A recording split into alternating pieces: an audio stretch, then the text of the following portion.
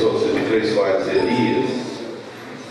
Cid Soares, casado, graduando em Letras e Teologia, servidor público estadual, Corpo de Bombeiros do Estado do Rio de Janeiro, atuou como professor de português e literatura para alunos do ensino médio no período de 2006 a 2008, na Fundação Educacional Dom Bosco. Cid Soares também é pai babá quererê do Centro Espírita Nossa Senhora da Guia, membro do Conselho Municipal de Política Cultural de Volta Redonda e presidente da Comissão Afro do Conselho Municipal de Política Cultural. Para proferir a palestra com o tema A Importância da Religião de Matriz Afro-Brasileira para a Cultura e Cidadania, convidamos o professor Cid Crei Soares Elias.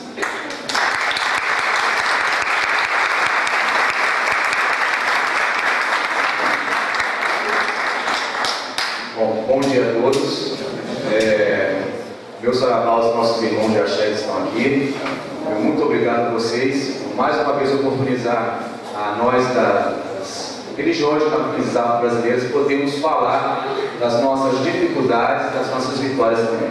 E a minha bênção, a minha mãe, está sentada aqui.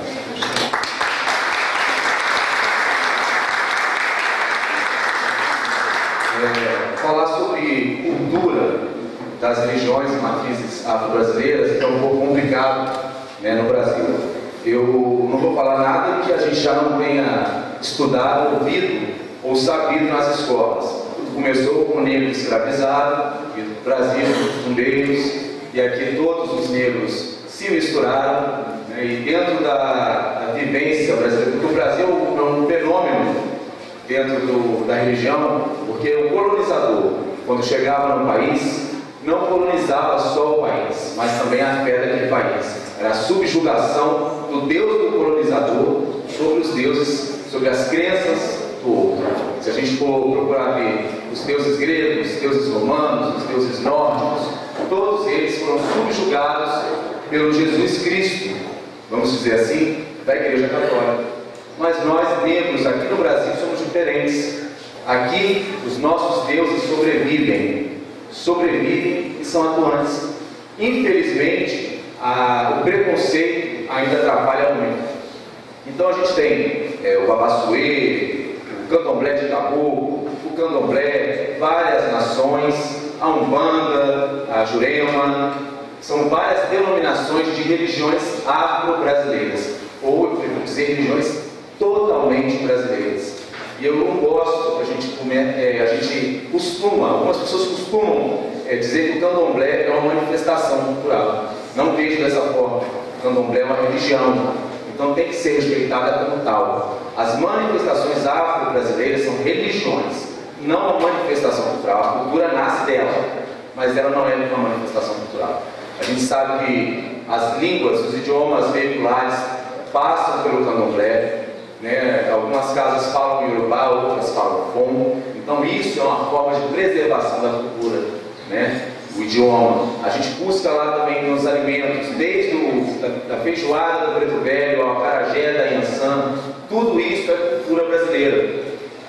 Falar da cultura é um pouco complicado, porque a gente não costuma ouvir nas escolas a importância de aprender sobre a África.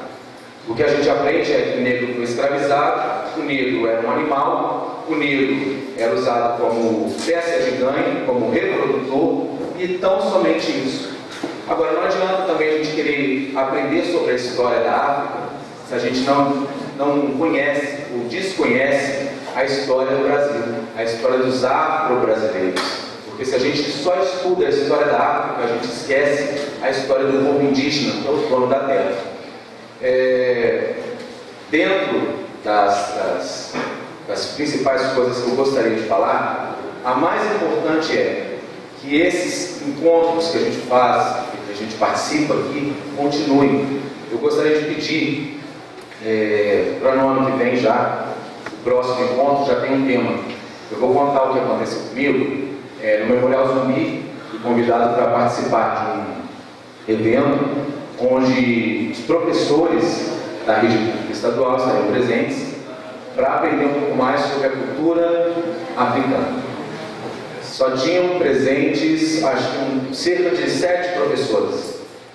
E um cantor chamado Lúcio Sanfilippo foi se apresentar, trazendo uma oficina de danças circulares, danças provenientes da África brasileira. O professor começou a falar, o professor é branco, de olhos azuis, né? Lúcio Sanfilippo, então a gente já sabe que ele é descendente de italianos. Começou a falar, envolveu todos os professores. Eu estava sentado, porque eu fui como ouvinte, sentado no Memorial Zumbi, observando tudo, ele falando ali com uma rodinha de professores, contando a história dele. O filho dele também gosta muito de danças populares e ele ensinou o filho a dançar. E em um dado momento, uma professora que estava prestando atenção, embevecida, olhando para os olhos do Lúcio Sanfilippo, né, admirada com toda aquela conversa, e pergunta para ele: mas você aprendeu a dançar com quem? Aí ele diz para ela assim: eu aprendi a dançar no terreiro, porque eu sou raspado no santo, eu sou de candomblé. O olho da professora regalou e a reação dela foi: está amarrado. Ela levantou e saiu. Aí eu pergunto para vocês que são professores, que são estudantes de direito, aonde está a Lei 10.639 que não está sendo respeitada? Aonde está a Lei 11.645 que também inclui na 10.639 o ensino dos povos indígenas? Aonde estão essas leis que não estão sendo respeitadas? Não adianta eu levar a história da África. Os professores não estão preparados para falarem sobre as histórias do povo negro, do povo brasileiro. Não precisa nem ser lá da África, não, aqui, de dentro de casa. Aonde está essa lei que não está sendo cumprida? Então eu peço encarecidamente que o próximo encontro seja referente às religiões de matrizes afro-brasileiras, mas voltada para a educação. Porque só com a educação a gente consegue falar de cultura e de cidadania.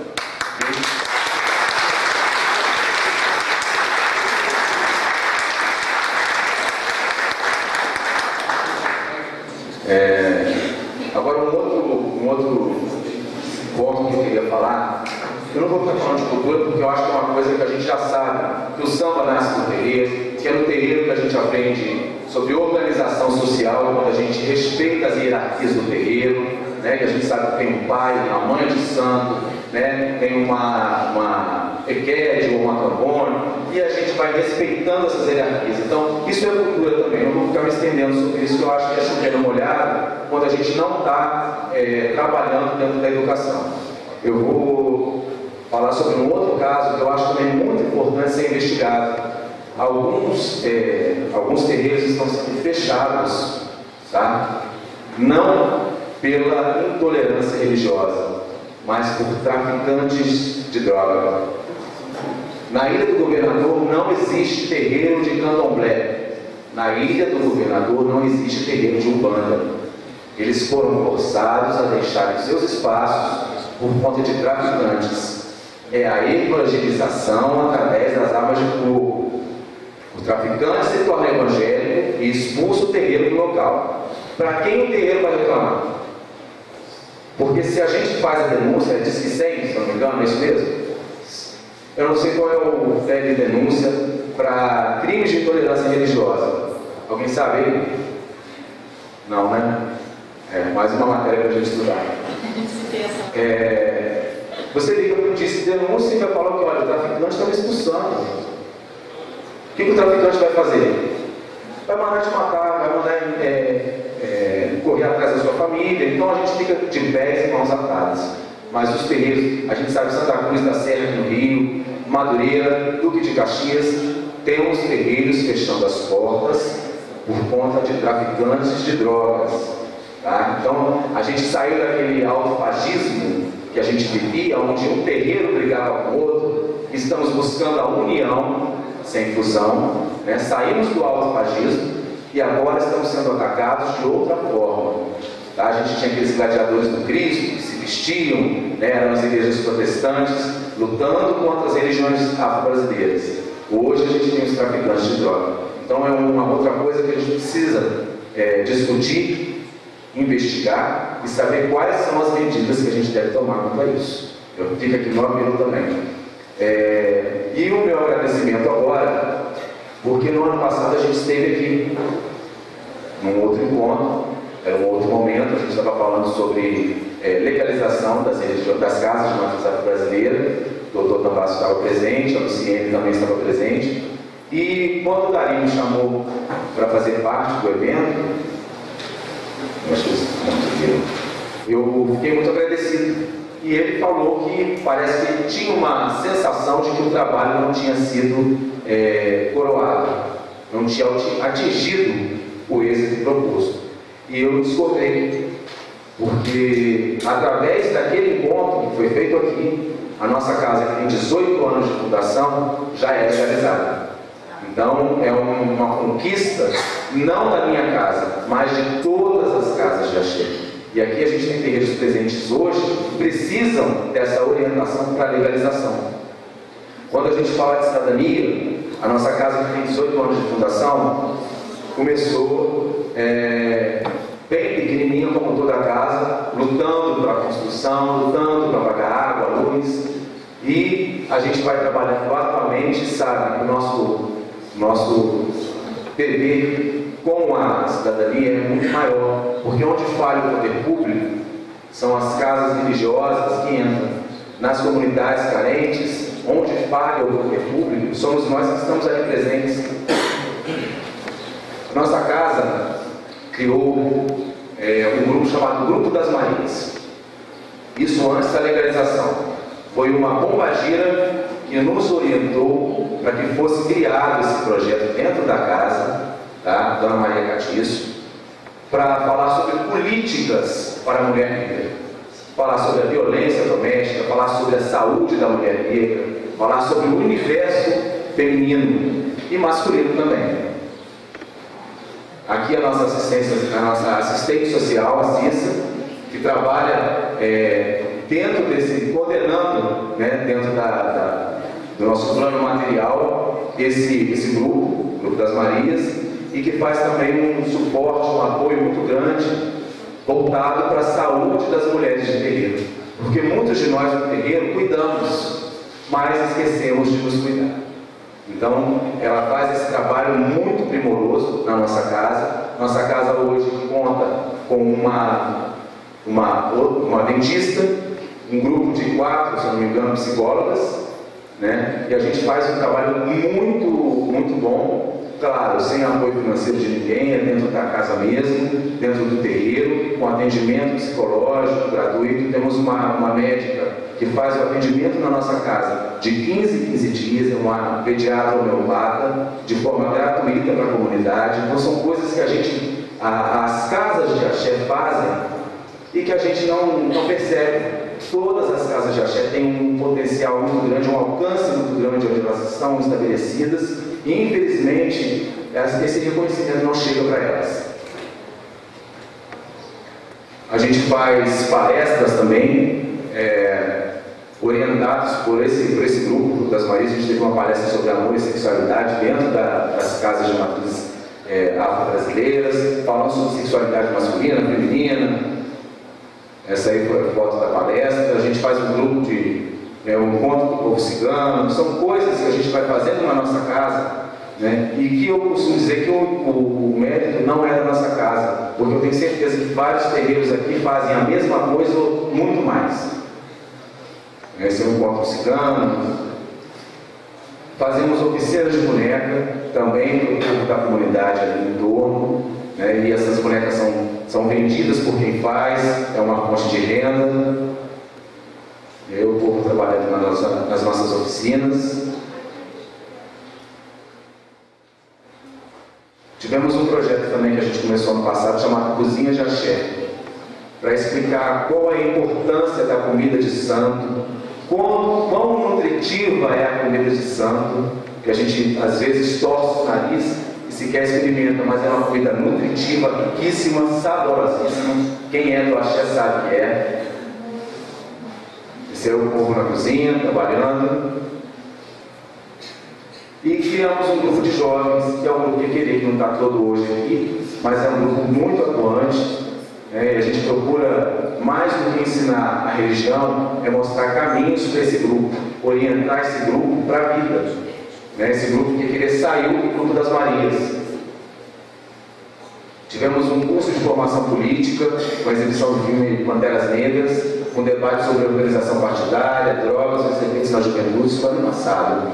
Eu costumo dizer que as religiões de matriz brasileira devem ser apartidárias. Eu sou contra sacerdote que se candidata, pelo menos é a minha visão, tá? Respeito quem vai, mas é a minha visão. Mas as nossas religiões, tá? As casas de santo, não são e não devem ser apolíticas. Devemos discutir política sim, devemos discutir o que está sendo falado a nosso respeito, são as leis que estão sendo feitas para nos atingir, de alguma forma, positiva ou negativa. Então a gente tem que falar sobre política sim o tempo todo.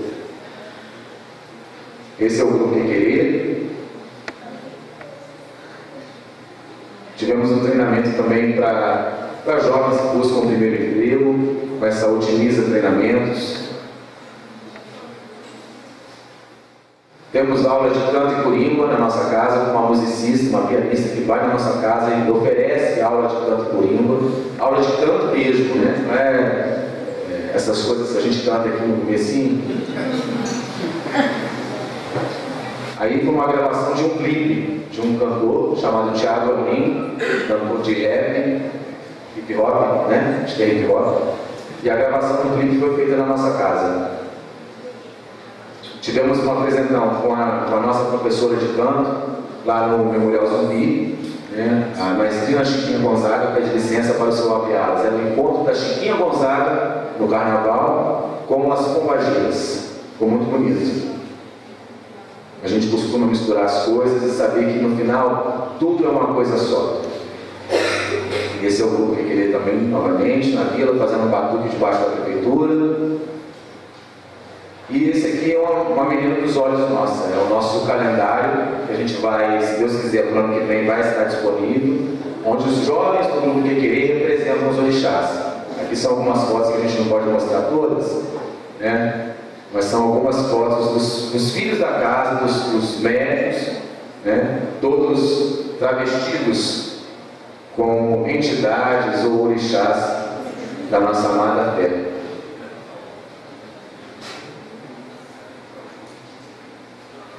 Não pode faltar com o Bagir e o Exu, né? Porque senão não está completo. E através do trabalho que vocês fizeram, através da legalização da nossa casa, hoje a gente pode celebrar um matrimônio religioso reconhecidamente, legalmente reconhecido. O juiz de paz já pode estar presente, né, e consagrar o casamento, celebrar o casamento. Esse aí é a foto de um casamento que foi feita esse ano, em janeiro. A gente criou uma rádio, né, que é a Rádio Sense. É uma rádio, mais do que uma rádio de Umbanda, mas é uma rádio para as religiões de matriz afro-brasileira. Então, é uma rádio web da nossa região e que é uma porta aberta para todas as casas.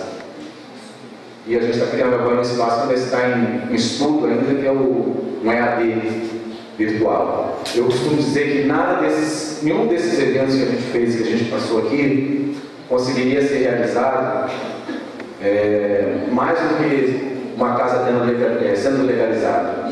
Sem os filhos da casa, a gente não conseguiria realizar metade do que a gente faz ou do que a gente fez.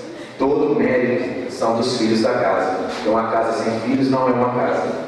E também é mérito da busca incessante por legalização, por direitos. As casas de axé, tudo isso que eu passei agora não é um mérito da minha casa, mas é um mérito da sua casa, da casa de cada um de nós que está aqui, porque é a fé de todos nós que está sendo representada. Então não é um presente, não é uma bênção para mim, é uma bênção para vocês. É uma bênção para todos nós, que assim como essa casa faz um trabalho, eu tenho certeza que a casa do Pai Fabrício também faz um trabalho, né? O Ninho do Colibri também faz um trabalho, né? A Tenda de Lázaro também faz um trabalho. Então, são casas que estão atuantes. Aonde falta o poder público, a gente está lá. Somos nós que desafogamos a fila do SUS com os nossos aconselhamentos. Somos nós que desafogamos a fila do SUS com um bate-erva, bate-folha do caboclo, com xarope do preto velho. E isso não é contabilizado. Somos nós que fazemos isso.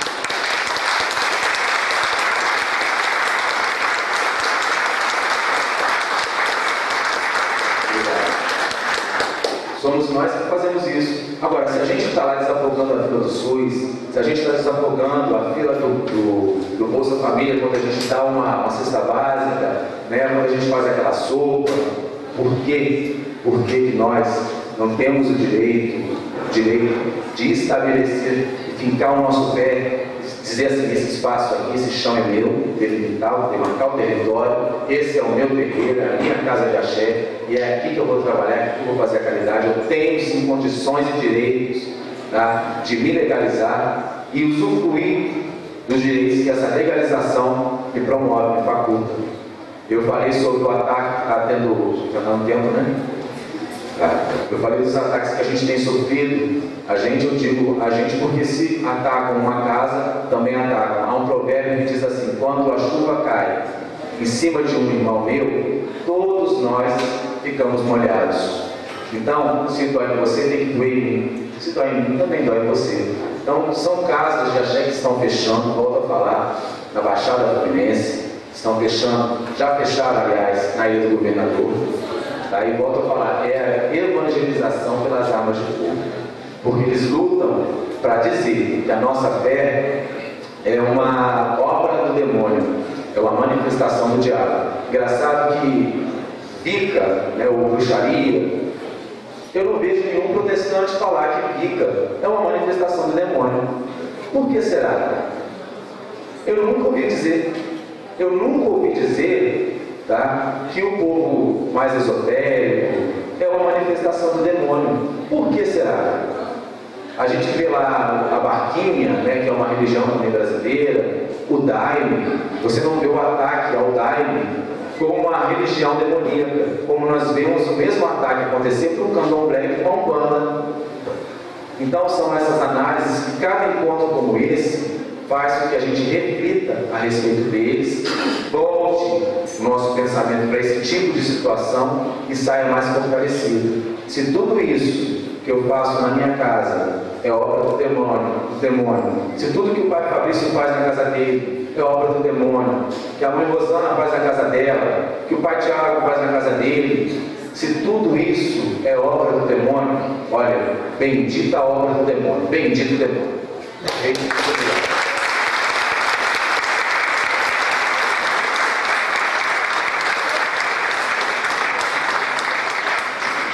Quero pedir ao doutor Floriano, vamos prestar homenagem ao professor.